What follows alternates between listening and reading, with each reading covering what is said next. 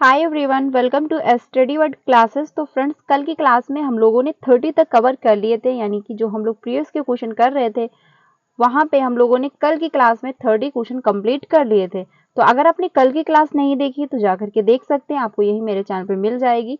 आज हम लोग 31st से स्टार्ट करने वाले हैं, क्योंकि कल की क्लास में हम लोगों ने यहाँ तक कवर कर लिए थे। ये क्लास आपको डेली 5 बजे मिलती है, तो आप इसको डेली ज्वाइन कर सकते हैं। इसमें हम लोग सोशल साइंस जो आपकी चैप्टर वाइज क्लासेस भी आपको मिलती हैं, एंड जो है प्रीवियस के क्वेश्चन की प्रैक्टिस भी आपको डेली करवाई जाती है। तो आप इसको ज्वाइन कर सकते हैं अगर आप सोशल साइंस की प्रिपरेशन करना चाहते हैं। एंड पेपर 1 भी अगर आप कंप्लीट करना चाहते हैं तो 3 बजे की जो क्लास होती है उसको आप ज्वाइन कर सकते हैं। उसमें भी हम लोग सारी सब्जेक्ट के प्रीवियस के क्वेश्चन की प्रैक्टिस कर रहे हैं, क्योंकि अब आपका जो सीटेड है उसमें 1 मंथ ही बचे हुए हैं। तो 1 मंथ में आपको करना क्या है, सिर्फ और सिर्फ आपको प्रैक्टिस करनी है, और जो आपने नोट्स बना रखे होंगे उसको क्या है, मल्टीपल टाइम रिवीजन करना है।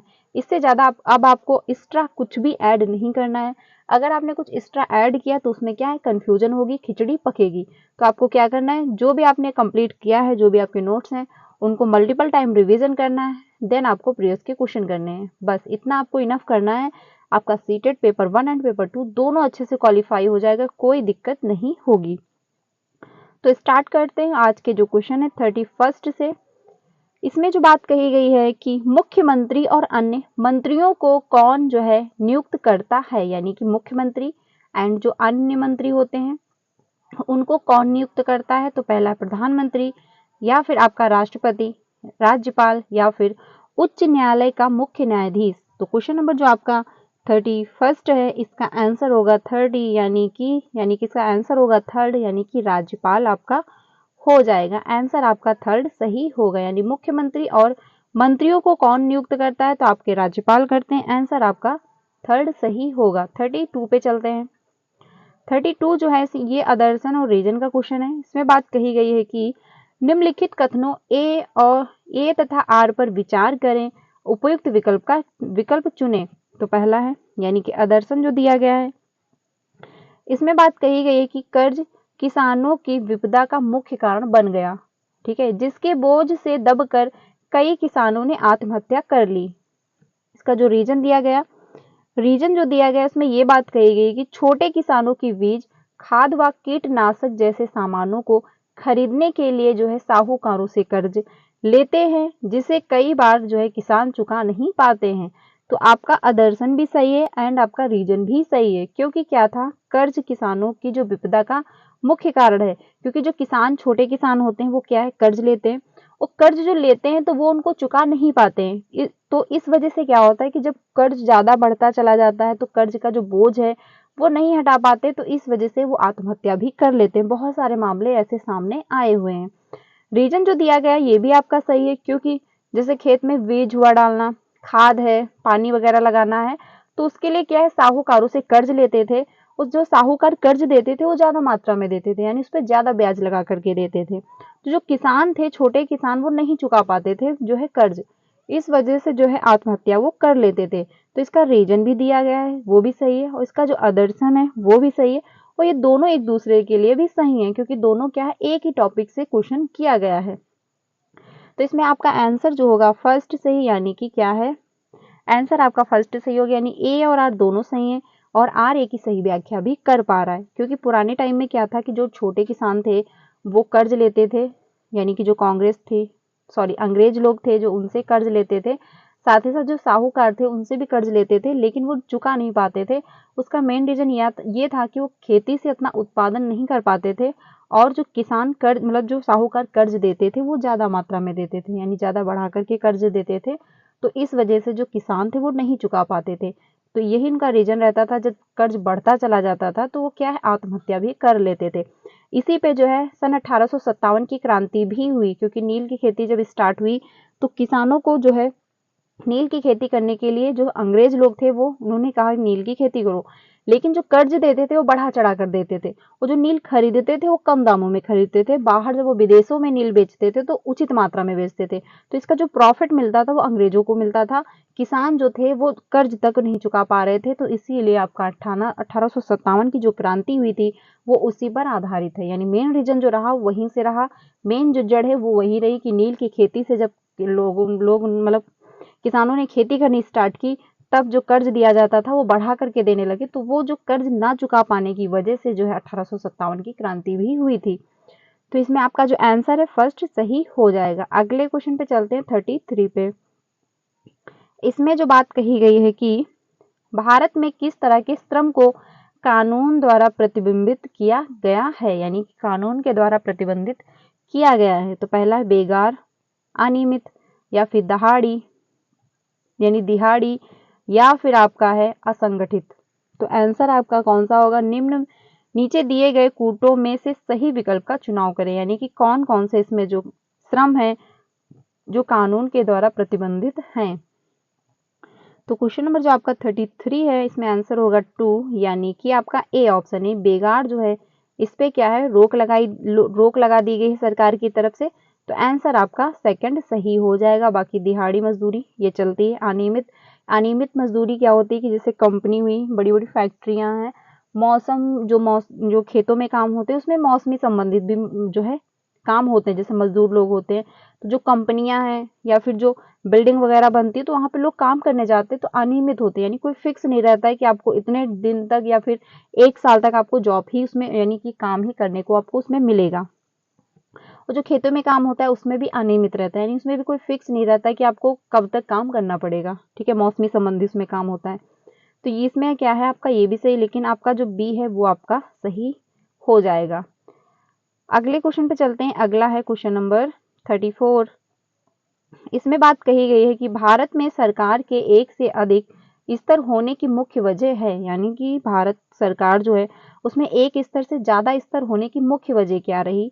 तो आपका पहला है समुदायों की बड़ी संख्या, या फिर सीमांत क्षेत्रों की सुरक्षा, या फिर रियासतों को रियासतों को तुष्ट करना यानी संतुष्ट करना, या फिर ब्रिटिश शासक के समय व्यवस्था की अच्छी जानकारी। तो इसमें जो है मुख्य वजह आपकी क्या होगी? क्वेश्चन नंबर जो आपका 34 है इसमें आंसर होगा फर्स्ट, यानी कि समुदायों की बड़ी संख्या जो है यही मेन रीजन है कि जो भारत सरकार एक से अधिक स्तरों पर जो है एक से अधिक स्तर है। आंसर आपका क्या है? फर्स्ट सही हो जाएगा, क्योंकि समुदायों की बड़ी संख्या यानी जनसंख्या बढ़ी तो समुदाय बने, समुदायों की संख्या बढ़ी, इसी वजह से सरकार में एक से अधिक स्तर बनाए गए। आंसर आपका क्या है? फर्स्ट सही हो जाएगा। 35 पे चलते हैं। क्वेश्चन नंबर जो आपका 35 है इसमें बात कही गई है कि निम्नलिखित कथनों पर विचार कीजिए। तो पहला है लड़कियों की तुलना में लड़के एक बेहतर स्काउट लीडर होते हैं, यानी कि लड़के क्या हैं, लड़कियों से बेहतर जो है लीडर होते हैं। या फिर आपका होगा लड़कियां फुटबॉल खेलने में अच्छी होती हैं, या फिर लड़कियां जो है सौम्य यानी कि कोमल और अच्छी देखभाल करने वाली होती हैं, या फिर लड़के जो है दबंग और उग्र होते हैं। तो क्वेश्चन नंबर जो आपका 35 है इसमें आंसर होगा 2, यानी कि आपका ए सही है, सी सही है और आपका डी भी सही है। यानी जो लड़के होते हैं वो दबंग और उग्र होते हैं, यानी कि लड़के क्या है ज्यादा मारपीट वगैरह करते रहते हैं, तो ये भी आपका सही है। लड़कियां कोमल यानी कि अच्छे से केयर कर लेती हैं, तो ये भी आपका सही है। डी भी सही है, ए भी आपका सही है, यानी लड़कियों की तुलना में लड़के जो होते हैं बेहतर स्काउट लीडर होते हैं, तो ये भी आपका सही है।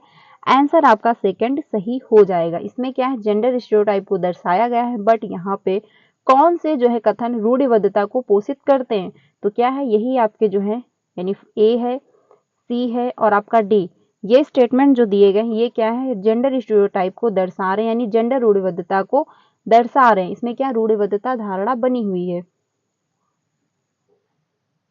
ठीक है, यानी कि ये कहना गलत, ये कहीं बुक पे तो नहीं लिखा है कि लड़कियां सॉफ्ट ही होती है, लड़कियां केयर होती हैं, लड़के भी केयर कर सकते हैं, और भी सदस्य जो है वो भी केयर कर सकते हैं। लड़के दबंग होते हैं, ये कोई बुक में तो नहीं लिखा कि लड़के दबंग ही होते, लड़कियां भी मारपीट कर सकती हैं। ठीक है, स्काउट लीडर में लड़के ही बेहतर होते हैं लड़कियों की तुलना में, ये भी कहना गलत होगा। लेकिन ये सारे जो स्टेटमेंट दिए गए हैं यानी ए, सी और आपका डी, इसमें क्या है, रूढ़िबद्धता बनी हुई, इसमें क्या स्टीरियोटाइप दर्शाया जा रहा है। आंसर आपका जो है सेकंड सही हो जाएगा। लड़कियां फुटबॉल खेलने में अच्छी होती हैं, क्योंकि इसमें क्या जेंडर स्टीरियोटाइप नहीं है, क्योंकि लड़कियां क्या फुटबॉल खेल सकती हैं। अगर यहाँ पे लड़के होता तो इसमें भी जेंडर स्टीरियोटाइप होता। अगला है इसमें यानी कि आपका बी ही जो है वो नहीं है स्टीरियोटाइप, बाकी आपके सारे ऑप्शन है, तो आंसर आपका सेकंड सही हो जाएगा। अगले क्वेश्चन पे चलते हैं 26 पे। 26 जो है इसमें बात कही गई है कि निम्नलिखित में से कौन से भारत की संसद यानी कि निम्नलिखित में से कौन भारत की संसद बनाते हैं। तो क्वेश्चन नंबर जो आपका 36 है इसमें पहला है राज्यसभा, लोकसभा, राज्य विधानसभा या फिर आपका राष्ट्रपति। तो इसमें आपका आंसर जो होने वाला है 36 का 4, यानी कि इसमें आंसर आपका 4 सही होगा। ए सही है, बी सही है और आपका डी ऑप्शन सही हो जाएगा। राज्य विधानसभा आपका नहीं होगा। यानी भारत की जो संसद बनती है उसमें कौन कौन ऐड होता है, राज्यसभा और आपका जो है लोकसभा और आपके राष्ट्रपति। आंसर आपका 4 सही हो जाएगा। अगले क्वेश्चन पे चलते हैं। अगला है 37। इसमें बात कही गई है कि भारतीय संविधान के अनुसार एक धर्मनिरपेक्ष राज्य को डैश डैश चाहिए। यानी भारतीय धर्मनिरपेक्ष जो राज्य है उसको भारतीय संविधान के अनुसार क्या चाहिए। पहला है प्रभुत्वशाली धर्म को अन्य धर्मों को अपने तहत लाने के लिए प्रोत्साहित करें, यानी कि प्रेरित करना, या फिर राष्ट्र निर्माण के लिए धार्मिक गतिविधियों में शामिल होना, या फिर किसी एक धर्म को समर्थन नहीं देना, यानी समर्थन नहीं देना, या फिर देश में धार्मिक संघर्ष विवाद में हस्तक्षेप नहीं करना। तो क्वेश्चन आपका जो 37 है इसमें आपका थर्ड ऑप्शन होगा, यानी कि किसी एक धर्म को समर्थन नहीं देना। आंसर आपका क्या है, थर्ड सही हो जाएगा। क्योंकि भारतीय संविधान में कहा गया किसी भी एक धर्म का समर्थन नहीं कर सकते। सभी लोगों को ये आज़ादी है कि वो अपने धर्म के अनुसार, अपने कल्चर के अनुसार जो है रीति रिवाज मना सकते हैं। जिस भी भगवान में भरोसा करते हैं, यानी जो भी उनके गॉड हैं उन पर आप क्या है वो पूजा पाठ भी कर सकते हैं। अपने धर्म के अनुसार वो पहन भी सकते हैं कपड़े। उनका रहन सहन जो कल्चर है वो क्या है अपने धर्म के अनुसार कर सकते हैं। ये सभी को जो है छूट मिली है, सभी को ये अधिकार दिए गए हैं कि अपने कल्चर के अनुसार, अपने धर्म के अनुसार जो है अपना रहन सहन कर सकते हैं। ठीक है, तो ये क्या है, संविधान में ये बात कही गई कि किसी भी एक धर्म का वो समर्थन नहीं देना चाहिए। आंसर आपका क्या है, थर्ड सही हो जाएगा। बाकी जो ऑप्शन है वो सही है, लेकिन क्या है बात इसमें कही गई है कि भारतीय संविधान के अनुसार धर्मनिरपेक्ष राज्य को जो है डैश डैश चाहिए, यानी क्या करना चाहिए, तो किसी एक धर्म का वो समर्थन ना करें। यही आपका आंसर होगा, क्योंकि भारत में विभिन्न प्रकार के धर्म पाए जाते हैं, यानी विविधता में भी क्या है, एकता है भारत में। तो आंसर आपका थर्ड सही हो जाएगा। यहाँ पे अनेक प्रकार के धर्म पाए जाते हैं, बहुत सारे लोग यानी अपना अपना धर्म मानते हैं, जिस भी धर्म में उनका विश्वास है। आंसर आपका थर्ड सही हो जाएगा। 38 पे चलते हैं। 38 जो है इसमें बात कही गई है कि भारत के पास एकीकृत न्यायिक व्यवस्था है। यानी भारत के पास क्या है, एकीकृत न्यायिक व्यवस्था है। तो इसमें बात कही गई है कि निम्नलिखित में से कौन सा इस वाक्य की जो है बेहतर व्याख्या करता है, यानी कौन सा जो स्टेटमेंट है इस वाक्य की बेहतर जो है व्याख्या कर रहा है कि भारत के पास एकीकृत न्याय व्यवस्था है। तो पहला है व्यक्ति उच्च न्यायालय जा सकता है अगर वह निचली अदालत के फैसले से संतुष्ट नहीं है। तो बिल्कुल सही बात है। मान के चलिए अगर व्यक्ति निचली अदालत से संतुष्ट नहीं है तो क्या है वो ऊंची अदालत पे जा सकता है। लेकिन अगर ऊंची अदालत से वो संतुष्ट नहीं, यानी हाई कोर्ट के आदेश से अगर संतुष्ट नहीं है तो नीची अदालत में अपना जो है निर्णय नहीं सुना सकता, अपना जो है फैसला नहीं करवा सकता है। ठीक है, तो आपका ये तो ऑप्शन सही हो जाएगा। अगला है कि ऊपरी अदालतों द्वारा लिए गए निर्णय निचली अदालतों पर जो है बंधकारी नहीं है। तो ये कहना आपका गलत हो जाएगा। यानी कि क्वेश्चन नंबर जो आपका है, एक सेकंड, क्वेश्चन नंबर जो आपका है 38, इसमें बात जो कही गई, यानी कि इसमें आंसर आपका होगा 38 का थर्ड सही। ओनली आपका ए ऑप्शन सही होगा, क्योंकि ये है क्या, बाध्यकारी नहीं है। तो बाध्यकारी होते हैं, क्योंकि अगर ऊंची अदालत से जो भी निर्णय लिया जाता है वो निचली अदालत को मानना पड़ता है। अगर आप निचली अदालत से संतुष्ट नहीं है तो आप ऊंची अदालत पे जा सकते हैं, जिससे आप हाई कोर्ट में भी याचिका अपनी दायर कर सकते हैं। लेकिन जो ऊंची अदालत होती है, अगर उसने कोई फैसला ले लिया तो आप निचली अदालत में जाकर के अपना फैसला फिर से चेंज नहीं करवा सकते। आंसर आपका जो है थर्ड सही हो जाएगा, यानी जो ऊंची अदालत है उसका फैसला आपको मानना पड़ेगा। आगे चलते हैं क्वेश्चन नंबर 39 पे।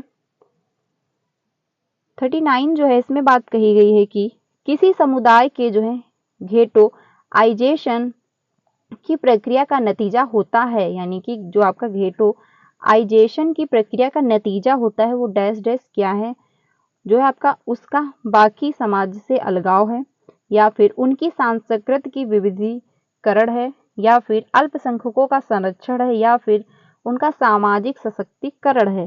तो क्वेश्चन नंबर 39 का आंसर फर्स्ट होगा, यानी कि उसका बाकी समाज से क्या है, अलगाव है। आंसर आपका क्या है, फर्स्ट सही हो जाएगा। अगले क्वेश्चन पे चलते हैं, क्वेश्चन नंबर 40 पे। क्वेश्चन नंबर जो 14 है, इसमें बात कही गई है कि फुटपाथ और ठेलों पर सामान बेचने को जीविकोपार्जन के अधिकार के रूप में देखने के लिए जो है एक तरफ निम्नलिखित में से क्या एक कदम है, यानी कि इसमें से कौन सा एक कदम है जो जीविकोपार्जन को जो है एप्रिशिएट कर रहा है।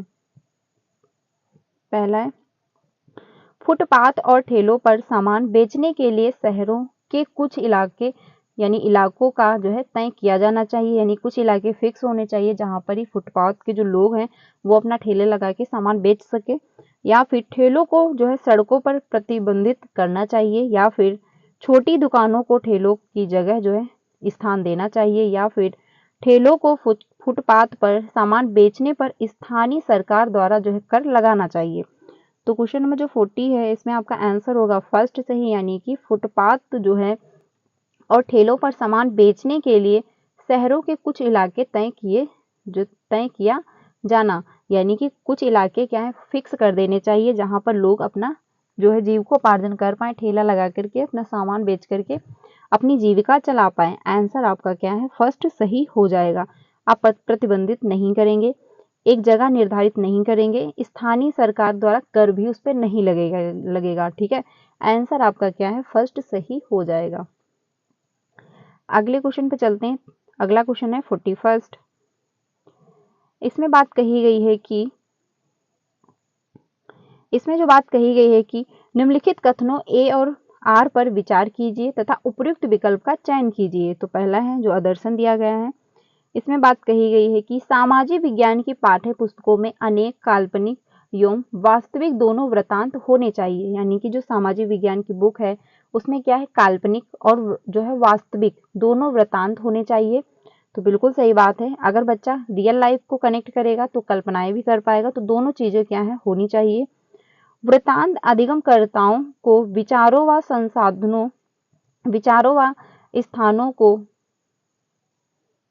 संस्थानों को समझने में सक्षम बनाते हैं और अंतर्निरीक्षण को जो है प्रोत्साहित करते हैं। ठीक है, तो इसमें आपका आंसर जो होने वाला है फर्स्ट, यानी कि क्या है, ए और आर दोनों सही हैं और आर ए की सही व्याख्या भी कर पा रहा है, क्योंकि वृत्तांत जो है अधिगमकर्ताओं यानी कि जो बच्चे हैं उनके विचारों और स्थानों को जो है संस्थाओं को समझने में सक्षम बनाते हैं, यानी बच्चा क्या है, तर्क वितर्क भी करेगा, उसके जो विचार हैं वो समझेगा, अपना अनुभव बनाएगा, और साथ ही साथ अंतर्निरीक्षण को जो प्रोत्साहित भी करेंगे। तो आंसर क्या है आपका, फर्स्ट सही हो जाएगा। अगले क्वेश्चन पे चलते हैं। अगला है 42। इसमें बात कही गई है, जो क्वेश्चन नंबर आपका 42 है, इसमें बात कही गई है कि स्कूल स्तर पर सामाजिक विज्ञान के शिक्षण के आधारभूत उद्देश्य को विद्यार्थियों को क्या करना चाहिए। पहला है जानकार और तार्किक बनाना, या फिर पेशेवर जो है बनाना, या फिर राजनीतिक रूप से अति सक्रिय बनाना, या फिर सामाजिक रूप से सक्रिय बनाना। तो क्या है, उपयुक्त विकल्प का चयन कीजिए। तो आंसर आपका जो इसमें होने वाला है 42 का 4, यानी कि आपका ए ऑप्शन सही है, बी ऑप्शन सही है और आपका डी ऑप्शन सही हो जाएगा। यानी राजनीतिक रूप से अति सक्रिय बनाना, तो राजनीतिक रूप से अति सक्रिय आपको नहीं बनाना है। आंसर आपका 4 सही हो जाएगा, यानी सामाजिक रूप से आप सक्रिय बनाए बच्चों को। ठीक है, और जानकार और तार्किक, यानी बच्चे क्या है, अगर कोई इंफॉर्मेशन है तो एज अ मान ना लेना, उसके नेगेटिव पक्ष उसके पॉजिटिव पक्ष, कितनी ऑथेंटिक है इंफॉर्मेशन कि नहीं है, कोई फेक न्यूज है, तो बच्चे उसमें तर्क वितर्क कर पाए, ठीक है, उसकी जड़ तक जा पाए। आंसर आपका क्या है, 4 सही होगा। बच्चे में क्या है, क्रिटिकल थिंकिंग जो है डेवलप होनी चाहिए। आंसर आपका 4 सही हो जाएगा। अगले क्वेश्चन पे चलते हैं 43 पे। 43 जो है, इसमें बात कही गई है कि विद्यार्थियों को मुगल प्रशासन के कर्मियों की विविध भूमिकाओं एवं उत्तरदायित्वों को समझने के लिए निम्नलिखित में से सर्वाधिक उपयुक्त कौन सा है। यानी कि जो मुगल प्रशासक के कर्मचारी थे जो काम कर मतलब कार्यकर्ता थे उनकी भूमिकाएं और उत्तरदायित्वों को समझने के लिए जो है सर्वाधिक उपयुक्त कौन सा है? तो आपका सर्वेक्षण है। भूमिका निभाना है या फिर समय सीमा है या फिर खुले अंत वाले प्रश्न है यानी ओपन एंडेड क्वेश्चन है। तो क्वेश्चन नंबर जो आपका 43 है यानी कि जो क्वेश्चन नंबर आपका 43 है इसमें आंसर आपका सही हो जाएगा 2 यानी कि भूमिका निभाना। अगर भूमिका निभाना हो जो होगा तो ये आपका क्या है? आंसर सही होगा। यानी कि जो कर्मचारी हैं उनको पता होना चाहिए कि उनके क्या दायित्व हैं, उनको क्या क्या मतलब कौन कौन से काम करने, कैसे देख रेख करनी है। तो आंसर क्या है आपका 4 सही होगा, यानी भूमिका निभाना आपका आंसर सही हो जाएगा। अगले क्वेश्चन पे चलते हैं। अगला है 44। इसमें बात कही गई है कि विद्यालय के सादृश्य के साथ जो है अगर सरकार के संसदीय रूप की व्याख्या की जाती है जहां प्रधानाचार्य प्रधानमंत्री है, एक वरिष्ठ एवं वरिष्ठ शिक्षक मंत्रिपरिषद है, यहाँ विद्यालय कर्मचारियों के लिए कौन सा उपयुक्त जो है सादृश्य होगा? तो आपका विधायिका, विपक्ष या फिर न्यायपालिका या फिर कार्यपालिका। तो 44 का 4 ऑप्शन होगा यानी कि कार्यपालिका आपका जो है सही हो जाएगा। आंसर आपका 4 सही है। अगले क्वेश्चन पे चलते हैं। अगला है 45। 45 जो है इसमें बात कही गई है कि एक शिक्षिका अपनी कक्षा का आरंभ जो है पशु चारागाह के लिए भूमि से संबंधित मामले पर चर्चा के लिए एकत्रित हो रहे लोगों की घटना पर चर्चा द्वारा करती है। यानी घटना क्या है? घटना पर चर्चा द्वारा करती है। वह निम्नलिखित में से किस पर संभावित रूप से चर्चा कर रही है? तो पहला है नगर प्रशासन या फिर पंचायती राज या फिर आपका होगा निचली जो है न्यायपालिका या फिर आरक्षण। तो आपका जो क्वेश्चन है 45 इसमें आंसर सही होगा 2 यानी कि पंचायती राज। ठीक है, पंचायती राज पर क्या है? शिक्षिका जो है चर्चा कर रही है, क्योंकि चारागाह के लिए भूमि से संबंधित मामलों पर चर्चा करनी तो पंचायती राज पर ही होगी, यानी पंचायती राज स्तर पर ही होगी। आंसर आपका क्या है? सेकंड सही हो जाएगा। अगले क्वेश्चन पे चलते हैं 46 पे। 46 जो है इसमें बात कही गई है कि कक्षा में अगर कोई विषय जो है आवेगपूर्ण परिचर्चा को उत्पन्न करता है तब एक शिक्षक से क्या अपेक्षित जो है होता है, यानी कि क्या अपेक्षित होना चाहिए? तो पहला है शिक्षकों को सभी विद्यार्थियों को शांत कराना चाहिए और परिचर्चा को अनिश्चित काल के लिए स्थगित करना चाहिए, या फिर शिक्षक को ऐसे मामलों पर जो है परिचर्चा परिपक्वता से करानी चाहिए ताकि स्वतंत्र विचारों के साथ दृढ़ रूप से जो है चर्चा की जा सके, या फिर शिक्षक को जो ऊंचे स्वर में बोल रहे हों उनको डांटना चाहिए, या फिर शिक्षक आरंभ में ही ऐसे विषयों को जो है काट देना चाहिए। तो आपका 46 जो है इसमें आंसर सही होगा 2 यानी कि क्या करना चाहिए आपको? शिक्षक को ऐसे मामलों पर चर्चा जो है परिपक्वता से करनी चाहिए ताकि स्वतंत्र विचारों के साथ दृढ़ रूप से चर्चा की जा सके। आंसर आपका सेकंड सही होगा, क्योंकि क्या है अगर कोई विषय पर आप क्लासरूम में चर्चा कर रहे हो तो पूरी मेच्योरिटी के साथ, यानी अगर जो बात आप कह रहे हो वो ऑथेंटिक होनी चाहिए, वो कोई फेक ना हो, बच्चा जो है वो कनेक्ट कर पाए, बच्चे के जो विचार है वो दृढ़ बन पाए, वो क्या है मजबूत बन पाए। आंसर आपका जो है सेकंड सही हो जाएगा। ठीक है, अगले क्वेश्चन पे चलते हैं। अगला जो है ऑप्शन जो थर्ड है ये आपका नहीं होगा, क्योंकि बच्चे को आप डांट नहीं सकते, ऐसे विषयों को आप काट भी नहीं सकते। फर्स्ट भी आपका नहीं होगा, यानी आप जो है अनिश्चित काल के लिए स्थगित नहीं कर सकते। आंसर क्या है आपका? सेकंड सही होगा। 47 पे चलते हैं। 47 जो है इसमें बात कही गई है कि एक सामाजिक विज्ञान शिक्षक की भूमिका और जिम्मेदारी के संदर्भ में जो है निम्न कथनों पर विचार करें और सही विकल्प का जो है चुनाव करें। तो 47 जो है इसमें आपका पहला ऑप्शन जो दिया गया है उसे विद्यार्थियों का जो है गतिविधियों और परियोजनाओं के साथ मनोरंजन कराना चाहिए, या फिर उसे एक ऐसा शिक्षक होना चाहिए जो समकालीन घटनाओं और मुद्दों के ज्ञान से खुद को सूचित जो है रखती हो, या फिर शिक्षार्थियों को उनके दैनिक जीवन और स्कूली जीवन से संबंध स्थापित करने में मदद करे, या फिर शिक्षार्थियों के लिए जो है नतीजा आधारित कक्षा वातावरण सुनिश्चित करें। तो आंसर आपका कौन सा सही होगा, यानी कि इसमें बात कही जा रही है कि सामाजिक विज्ञान शिक्षक की भूमिका। ठीक है, तो उनके बारे में कौन सा ऑप्शन सही होगा? आंसर आपका जो है इसमें 47 थर्ड सही होगा, यानी कि बी भी सही है और आपका सी भी सही होगा, क्योंकि शिक्षार्थियों को उनके दैनिक जीवन और स्कूली जीवन में संबंध स्थापित करने में मदद करे। तो बिल्कुल सही बात है। बच्चा जो है अपनी रियल लाइफ में भी, यानी जो विद्यालय में वो सीख रहा है, जो उसका अनुभव विद्यालय में मिल रहा है उसको, वो अपनी रियल लाइफ में भी उसका प्रयोग कर पाए। आंसर आपका सेकंड यानी सी ऑप्शन सही है। बी जो है, उसे एक ऐसा शिक्षक होना चाहिए कि जो समकालीन घटना और मुद्दों के ज्ञान को खुद को जो है सूचित रखती हो। तो ये भी आपका सही है, यानी कि टीचर को ये भी पता होना चाहिए कि आसपास कौन सी घटनाएं हो रही हैं, क्या जो है माहौल चल रहा है, यानी उसको जानकारी होनी चाहिए। आंसर क्या है आपका? थर्ड सही हो जाएगा। अगले क्वेश्चन पे चलते हैं 48 पे। 48 जो है इसमें बात कही गई है कि कक्षा में जेंडर भूमिकाओं पर चर्चा करते समय शिक्षक को निम्न में से किन पर अधिक जो है केंद्रण करना चाहिए। यानी जो जेंडर भूमिका पर अगर क्लासरूम में बात हो रही है तो टीचर को सबसे ज्यादा किस पर ध्यान देना चाहिए? पहला है, चूंकि घर का कार्य वह जो है मूल्य नहीं चुकाया जाता, इसीलिए उसे उत्पादक कार्य नहीं माना जाना चाहिए। या फिर लैंगिकता के मुद्दे सिर्फ जो है महिलाओं और लड़कियों के लिए होते हैं। या फिर यह दर्शाने के लिए कि सामाजिकरण हर जगह जो एक जैसा नहीं होता है, केस स्ट्रेटजी का जो है प्रयोग किया जा सकता है। तो यानी केस जो है स्ट्रेटजी जो होती है इसका आप प्रयोग कर सकते हैं। तो क्वेश्चन नंबर जो 48 है इसमें आपका आंसर सही होगा थर्ड, यानी कि ओनली आपका जो है सी सही हो जाएगा।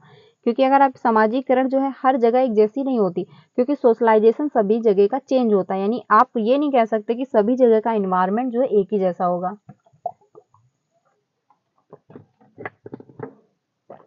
ठीक है, आंसर आपका क्या है? थर्ड सही हो जाएगा। अगले क्वेश्चन पे चलते हैं, यानी कि सोशलाइजेशन जो है सभी जगह एक जैसा नहीं होगा। तो अगर सभी जगह एक जैसा नहीं होगा, सभी जगह का माहौल चेंज होगा, तो सभी का जो थिंकिंग है जेंडर पर वो क्या है, सभी की भिन्न भिन्न होगी। कहीं पे लड़कियों को बाहर जाने का मौका दिया जा रहा होगा, कहीं पर बाहर जाने का मौका नहीं दिया जा रहा होगा। ठीक है, तो क्या है, सभी जगह का चेंज होता है। आंसर आपका क्या है? थर्ड सही हो जाएगा। अगले क्वेश्चन पे चलते हैं। अगला क्वेश्चन है 49। इसमें बात कही गई है कि लैंगिक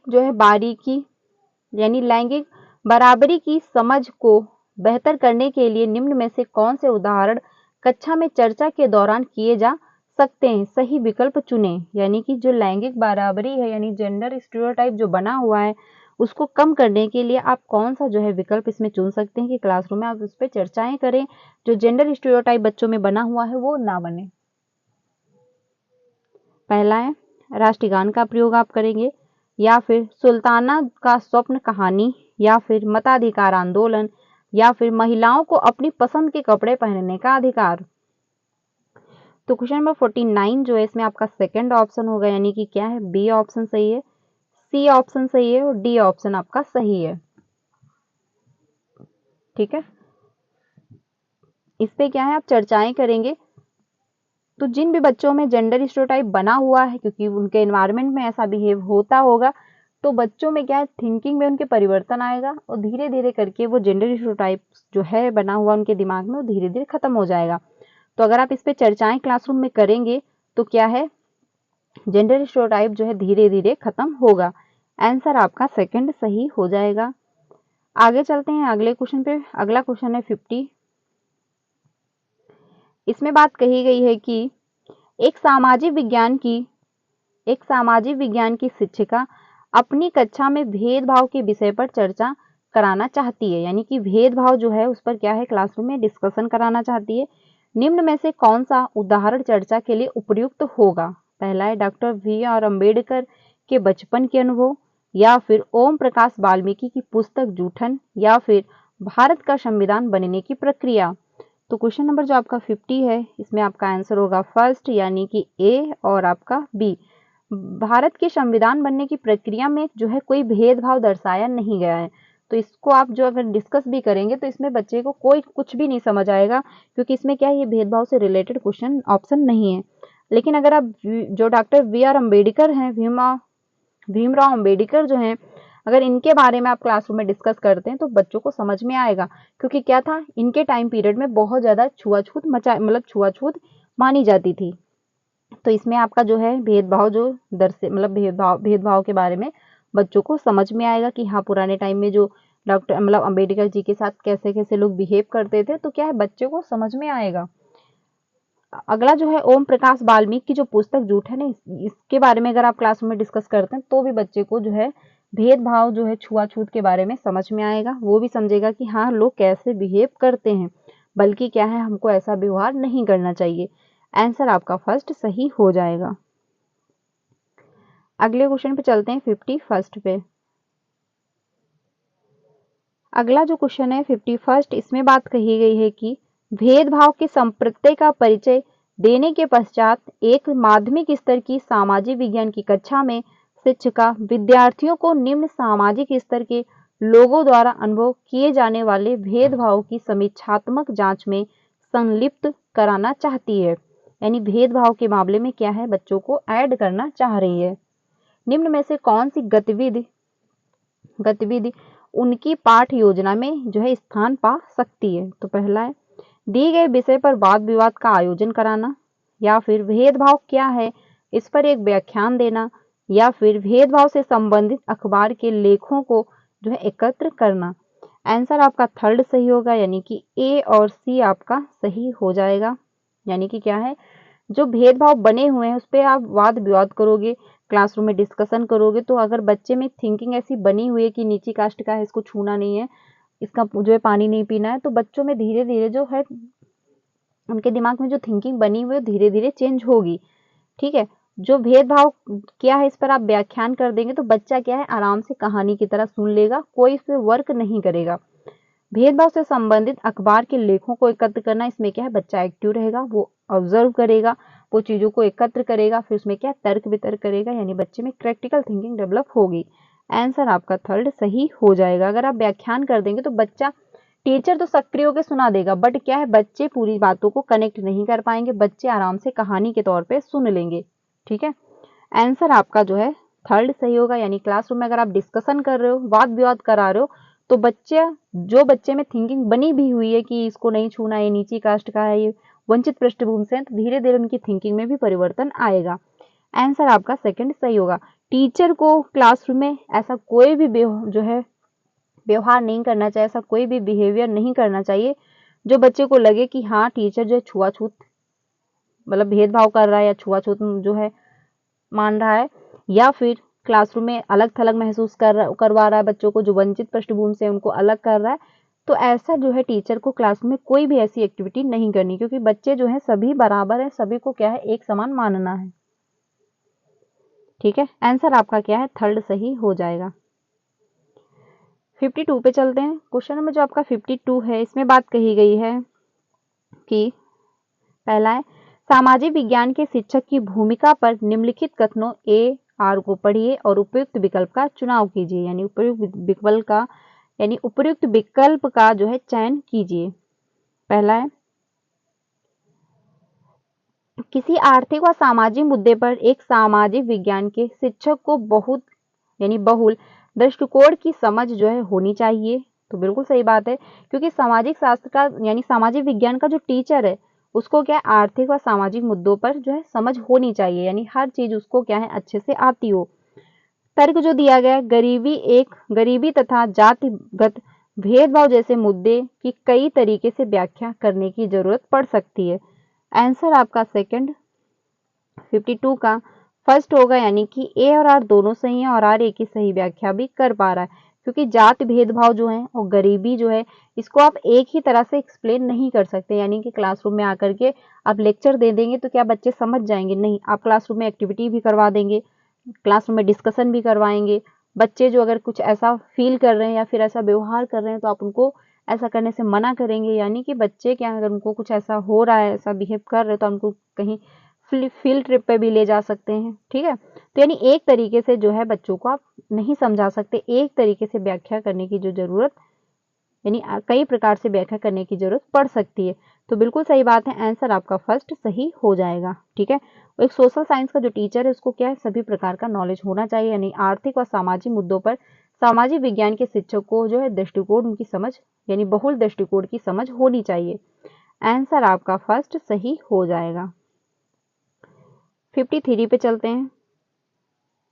53 जो है इसमें बात कही गई है कि सामाजिक विज्ञान पाठ्यचर्या के विकास के संदर्भ में निम्नलिखित कथनों को पढ़िए तथा उपयुक्त विकल्प का चयन कीजिए। पहला है कि माध्यमिक यानी मिडिल स्तर के उपरांत विद्यार्थियों को सामाजिक विज्ञान के विषय के अंतर्गत कई अन्य उप विषयों का अध्ययन करने की जरूरत होती है और यह पाठ्यचर्या के भार को बढ़ाता है। रीजन जो दिया गया उसमें यह कहा गया कि सामाजिक विज्ञान में पाठ्यचर्या भार के लिए मुख्य कारण यह है कि जिस तरह के स्कूली बच्चों के लिए सामाजिक विज्ञान पाठ्यक्रम सामग्री का विकास किया गया है वह बोधगम्य नहीं है। तो इसमें आपका आंसर जो होने वाला है, यानी कि आपका ए भी गलत है और आपका आर भी गलत है, यानी कि आदर्शन भी गलत है और आपका रीजन भी गलत है, क्योंकि भार को ये बढ़ाता नहीं है। ठीक है, बोधगम्य भी नहीं होता है। आंसर आपका थर्ड सही हो जाएगा। ठीक है, क्योंकि इसमें बात जो कही गई है कि माध्यमिक यानी मिडिल स्तर के उपरांत विद्यार्थियों को सामाजिक विज्ञान के विषय के अंतर्गत कई उपभाषाओं यानी कई उप विषयों का अध्ययन करने की जरूरत होती है। यानी क्या है, उनको कई अलग मतलब नई भाषाएं भी यानी कई नई जो है उप विषयों को भी पढ़ना पड़ता है। तो क्या उनके भार को ये बढ़ा रहा होता है? नहीं, बल्कि उसी में ऐड होता है, थोड़ा बहुत बच्चे चीजों को कनेक्ट करके पढ़ रहे होते हैं। तो आंसर आपका क्या है, 50 आपका 53 जो है इसका आंसर आपका थर्ड सही हो जाएगा, यानी कि आपका ए और आर क्या है, दोनों गलत होंगे। आंसर आपका थर्ड सही हो जाएगा। अगले क्वेश्चन पे चलते हैं। अगला है 54। इसमें बात कही गई है कि निम्नलिखित में से किसको सामाजिक विज्ञान की कक्षा में द्वितीय स्रोत की तरह माना जा सकता है, यानी कि द्वितीय स्रोत की तरह जो आप मान सकते हैं। तो पहला है भुज में भूचाल के समय की फोटो एवं इसके विवरण, या फिर अकबरनामा पर लेखों के संपादित संकलन, या फिर इंदिरा गांधी को लिखे गए जवाहरलाल नेहरू के पत्र, या फिर महात्मा गांधी की पुस्तक जो है हिंद स्वराज। तो क्वेश्चन नंबर आपका 54 जो है 2 ऑप्शन होगा, यानी कि अकबरनामा पर लेखों के संपादित संकलन, ये क्या है, द्वितीय स्रोत माने जाएंगे। आंसर आपका क्या है, फर्स्ट सही हो जाएगा। ठीक है, यानी कि ये जो फोटो विवरण है यह क्या है, प्राथमिक स्रोत होगा। पत्र भी आपका प्राथमिक स्रोत होगा ये भी, लेकिन आपका अकबरनामा जो है को संपादित संकलन ये आपके द्वितीय स्रोत के अंतर्गत जाएंगे, क्योंकि इसमें बात कही गई सामाजिक विज्ञान की। आंसर आपका सेकंड सही हो जाएगा। अगले क्वेश्चन पे चलते हैं 55 पे। 55 जो है इसमें बात कही गई है कि यानी कि क्वेश्चन नंबर जो आपका 55 है इसमें जो पहला है यानी कि सुमेलित यानी मिलान आपको करना है। ठीक है, निम्नलिखित को सुमेलित कीजिए और उपयुक्त विकल्प चुनिए। तो पहला है विश्लेषणात्मक जो है रूब्रिक, जांच सूची, या फिर समग्र परख जो है रूब्रिक। तो इसमें आपका 55 जो है पहला जो है इसमें बात कही जा रही विश्लेषणात्मक रूब्रिक, तो आपका फर्स्ट होगा, यानी कि प्रदर्शन वर्णन और अधिगम निष्कर्ष लिए हुए।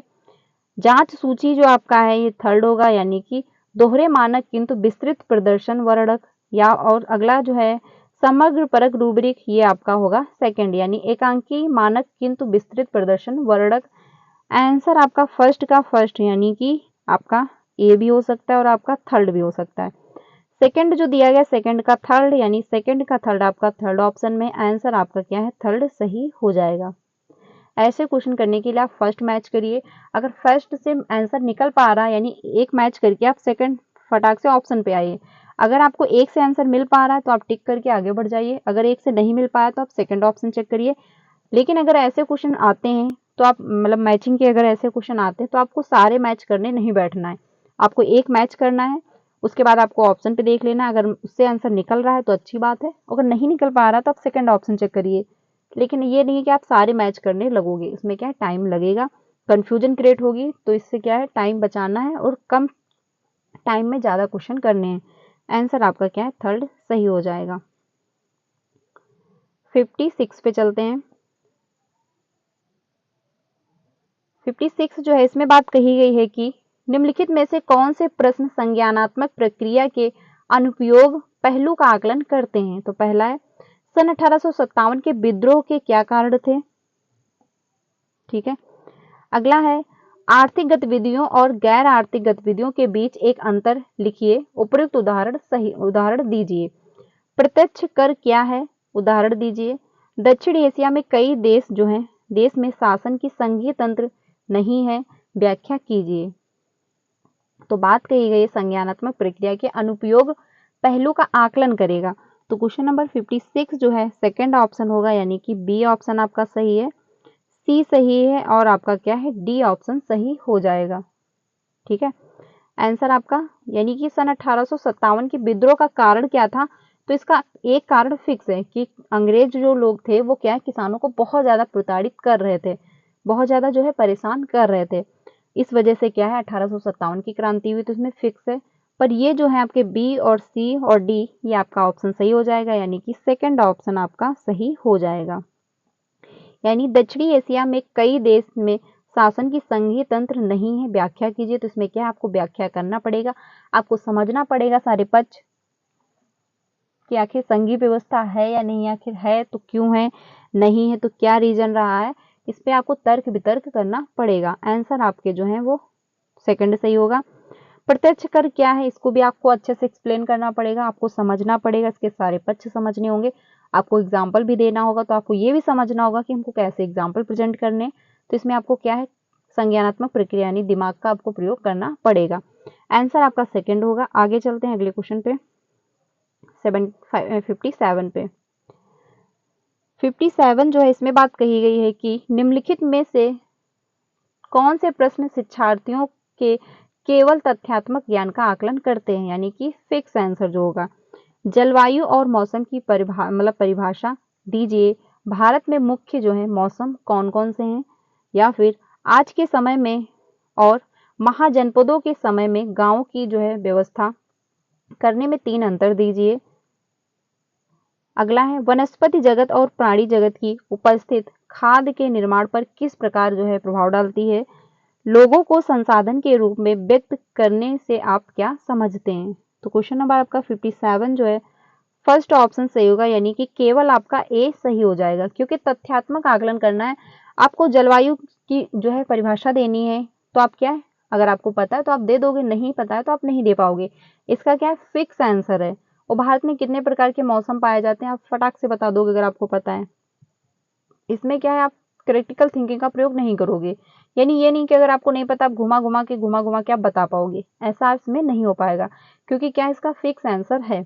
लेकिन जो बी सी और डी है इसमें क्या है आप थोड़ा बहुत समझ सकते हो, तर्क वितर्क कर सकते हो, आपको क्रिटिकल थिंकिंग का भी प्रयोग करना पड़ेगा। तो ये सारे ऑप्शन जो है इसमें क्या आपको क्रिटिकल थिंकिंग लगानी पड़ेगी। लेकिन जो फर्स्ट है इसमें आपका फिक्स आंसर है। तो आंसर आपका क्या है, क्योंकि तथ्यात्मक ज्ञान का आकलन करना है। ठीक है, आंसर आपका फर्स्ट सही हो जाएगा। आपका जो बी है आज के समय में और महाजनपदों के समय में गांव की व्यवस्था कैसी, व्यवस्था करने में 3 अंतर। तो आपको समझना पड़ेगा कि आज के समय में और महाजनपदों के समय में कैसी व्यवस्थाएं थी, उसमें क्या अंतर है। ठीक है, तो इसमें क्या आपको दिमाग लगाना पड़ेगा। जो आपका सी है इसमें भी आपको दिमाग लगाना पड़ेगा किस प्रकार प्रभाव डालती है। ठीक है, जो आपका डी है इसमें भी आपको क्या थोड़ा बहुत दिमाग लगाना पड़ेगा। लेकिन जो आपका फर्स्ट है इसमें आपको कोई अपना दिमाग नहीं लगाना पड़ेगा, अगर आपको पता है तो आप बता दोगे, नहीं पता है तो फिक्स इसका आंसर है।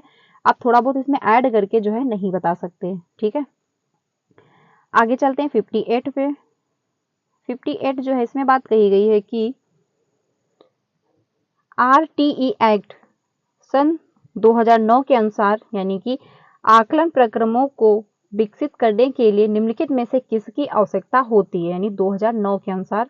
तो बच्चे का सर्वांगीण विकास, या फिर ज्ञान के स्थानीय से वैश्विक जो है पहलुओं को जोड़ना, या फिर क्रियाकलापों, खोज एवं अन्वेषण द्वारा सीखना, या फिर बाल स्नेह और बाल केंद्रित जो है रीति में सीखना। तो आपका आंसर जो होगा थर्ड यानी कि आपका ए सही है और आपका सी ऑप्शन सही है और आपका डी ऑप्शन सही है, क्योंकि इसमें बात कही जा रही है आकलन प्रक्रमों को विकसित करने के लिए निम्नलिखित में से किसकी आवश्यकता होगी। तो बच्चे का सर्वांगीण विकास, इस पर भी बात कही जाती है। क्रियाकलापों, खोज एवं अन्वेषण, इसके द्वारा भी बच्चा सीखे, ये भी बात कही जाती है। बाल केंद्रित होनी चाहिए, तो बिल्कुल सही बात है, क्योंकि क्या है जितने भी जो है योजनाएं हैं उस सब में यही कहा जाता है कि जो भी शिक्षा है वो क्या है, बाल केंद्रित होनी चाहिए, बच्चे को सेंटर में रखना चाहिए, बच्चे के अकॉर्डिंग सारा प्लान करना चाहिए। तो आंसर आपका थर्ड सही होगा, यानी कि आपका जो है बी ऑप्शन गलत होगा, बाकी आपके ऑप्शन सही है, तो ऑप्शन आपका थर्ड सही हो जाएगा। अगले क्वेश्चन पे चलते हैं, सेकंड लास्ट क्वेश्चन है। इसमें बात कही गई है कि विद्यालयों में आकलन जो है निम्नलिखित कारणों से किया जाता है, ठीक है, उपयुक्त विकल्प का चयन कीजिए। तो विद्यार्थियों को उनकी अधिगम संबंधी उपलब्धियों को प्रमाणित करने के लिए, या फिर विद्यार्थियों द्वारा जिन अधिगम संबंधी कठिनाइयों का सामना किया गया उनको समझने के लिए, या फिर शिक्षकों को विद्यालय के प्रति उत्तरदायी बनाने के लिए, या फिर अधिगम संबंधी कठिनाइयों से उभरने के तरीकों को संसाधनों का पता लगाने के लिए। तो इसमें आंसर आपका होने वाला है थर्ड, यानी कि ए सही है, बी सही है और आपका डी ऑप्शन सही है, ठीक है, यानी कि आपके क्या है, थर्ड ऑप्शन आपका सही हो जाएगा, क्योंकि विद्यालय में जो है आकलन निम्नलिखित कारणों के लिए किए जाते हैं। तो ये सारे ऑप्शन सही है, आंसर आपका थर्ड सही हो जाएगा। अगले क्वेश्चन पे चलते हैं, लास्ट क्वेश्चन है। लास्ट क्वेश्चन जो है इसमें बात कही गई है कि निम्नलिखित में से कौन से प्रश्न जो है मुख्यतः सामाजिक विज्ञान के अधिगम, निष्कर्ष, तदानुभूति, समीक्षा और संवेदनशीलता के विकास हेतु योग्यता का विकास का आकलन करते हैं। तो पहला है, अपने क्षेत्र में जो है भूमि जल को पुनः संचित करने की विधियों का उल्लेख कीजिए, या फिर भारत के ऐतिहासिक स्थानों की सुरक्षा करना अत्यंत दुष्कर होता जा रहा है। क्या आप इस कथन से सहमत हैं? सत्यापित कीजिए। या फिर भारत के गांवों के एक बड़े भाग के बच्चे जो है कुपोषित हैं, व्याख्या कीजिए। या फिर राष्ट्र के एकीकरण में कौन कौन सी बाधाएं हैं। तो इसमें आंसर होने वाला है, इसमें आपका आंसर सही होगा सेकंड, यानी कि बी और सी आपका ऑप्शन होगा, यानी बी सही है और आपका सी ऑप्शन सही है, क्योंकि सी में जो बात कही गई है कि भारत के गांव के एक बड़े भाग के बच्चे जो हैं कुपोषित हैं, व्याख्या कीजिए, तो आप इसको अच्छे से समझेंगे, ठीक है। उनके बारे में जब क्लासरूम में डिस्कशन करेंगे तो बच्चे क्या उनके प्रति संवेदनशील होंगे, बच्चे उनके बारे में समझेंगे कि कितनी उनको प्रॉब्लम होती है, क्या क्या कंडीशन है, कैसे जो बच्चे कुपोषित हुए हैं, क्या दिक्कत रही उनको, तो बच्चे क्या उनके प्रति संवेदनशील होंगे। बी जो है इसमें भी बात कही गई, भारत के ऐतिहासिक स्थानों की सुरक्षा करना अत्यंत दुष्कर होता जा रहा है। क्या आप इस कथन से सहमत हैं? सत्यापित कीजिए। तो बच्चा इसमें जो है तर्क वितर्क करेगा, इसको समझेगा, साथ ही साथ अपनी सहमति यानी अपना अनुभव भी इसमें देगा। आंसर आपका जो है सेकंड सही हो जाएगा। तो फ्रेंड्स आज के लिए इतना ही। 30 क्वेश्चन थे, मैंने आप लोगों के साथ डिस्कस किए हैं। आई होप आपको अच्छे से समझ में आया होगा। कमेंट में 30 ऑफ आपके कितने सही हुए वो आप लोग कमेंट में अपना स्कोर बताइएगा, क्योंकि स्कोर बताने से आपको ये समझ में आएगा कि आपकी जो है सोशल साइंस में कितनी अच्छी तैयारी हो चुकी है, कहाँ पे दिक्कत हो रही, कौन सा टॉपिक जो है दिक्कत कर रहा है, कहाँ पे मिस्टेक हो रही, कहाँ पे कन्फ्यूजन हो रही है, किस वजह से क्वेश्चन गलत हो रहे हैं। तो कमेंट में अपना स्कोर बताइएगा। ये क्लास 5 बजे मिलती है, तो आप इसको डेली ज्वाइन कर सकते हैं, आपका सोशल साइंस अच्छे से कंप्लीट हो जाएगा। 3 बजे की क्लास भी आप ज्वाइन कर सकते हैं, उसमें भी हम लोग प्रीवियस के क्वेश्चन कर रहे हैं सारी सब्जेक्ट के, ठीक है। तो आज के लिए इतना ही रखते हैं। क्लास अच्छी लगी हो तो लाइक करिएगा एंड अपने सारे फ्रेंड को भी शेयर करिएगा जो भी सीटेट की प्रिपरेशन कर रहे हैं। 5 बजे एंड 3 बजे अगर आप दोनों क्लास ज्वाइन कर लेते हैं तो आपका पेपर 1 हो या फिर पेपर 2 हो, दोनों अच्छे से क्वालिफाई हो जाएंगे, क्योंकि अब आपके पास ज़्यादा टाइम नहीं बचा है। अब आपको क्या करना है, मल्टीपल टाइम रिविजन करना है एंड प्रीवियस के क्वेश्चन से प्रैक्टिस करनी है, बस इससे ज़्यादा कुछ ऐड आपको नहीं करना है। अगर आपने एक्स्ट्रा कुछ ऐड किया तो गड़बड़ी होगी, इसलिए सिर्फ और सिर्फ आपको डेली प्रीवियस के क्वेश्चन की प्रैक्टिस करिए, और जो भी आपके नोट्स हैं या फिर नोट्स नहीं भी हैं तो आप प्रीवियस के क्वेश्चन करिए। जो टॉपिक आपका वीक है, जहाँ पे क्वेश्चन गलत हो रहे हैं, आप उसको नोट डाउन करिए, वो टॉपिक आप कंप्लीट करिए, यही एक रास्ता है, यहीं से आपका सीटेट क्वालिफाई हो सकता है, क्योंकि एनालिसिस हर एग्जाम को क्लियर करवा देगा। अगर आप एनालिसिस करते हैं तो एनालिसिस में आपको ये समझ में आता है आपकी कमजोरी कहाँ पे रही, कौन सा टॉपिक वीक है, कहाँ पे दिक्कत हो रही, कौन सा टॉपिक आपका स्ट्रांग है, तो सारा एनालिसिस के माध्यम से ही पता चलता है। तो एनालिसिस अगर आप कर रहे हैं तो आपका अच्छे से पेपर 1 एंड पेपर 2 क्वालिफाई हो जाएगा, कोई दिक्कत नहीं होगी। तो आज के लिए इतना ही रखते हैं। क्लास अच्छी लगी हो तो लाइक करिएगा एंड अपने सारे फ्रेंड को शेयर करिएगा। चैनल पे पहली बार आए हो तो सब्सक्राइब कर लीजिएगा, क्योंकि यहाँ से आपको सारी इन्फॉर्मेशन मिलती है टीचिंग से रिलेटेड एंड आपको क्लासेस भी प्रोवाइड की जाती हैं। मिलते हैं नेक्स्ट वीडियो में। Thank you.